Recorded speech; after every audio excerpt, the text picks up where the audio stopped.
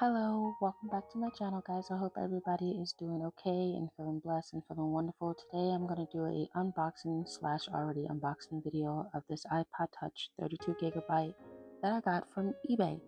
Yes, I got from eBay. It cost me $30. You can find good cheap deals and cheap prices on eBay, of course. Especially I found one that was $24, but the Touch ID button was broken. I was not going to deal with that. But I saw this one and I have to. So that old iPod Touch 4th generation that I did show on my YouTube short, I actually sold it because I couldn't do nothing with it. And there was no music on there, so I couldn't do anything with it. So I got the 6th generation and 32 gigabytes, and it came with headphones, and I bought my own charger, and yeah. So comment down below if any of you guys had an iPod as a kid growing up. I had an iPod 4, an iPhone 3G, and I had an iPod 5 pink and a black one as well. So I had to get this black one because pretty much basically it reminded me, back in the day. So I just had to grab it. I had to get it. So enough talking, I'm just gonna go and let you guys watch the rest of the video.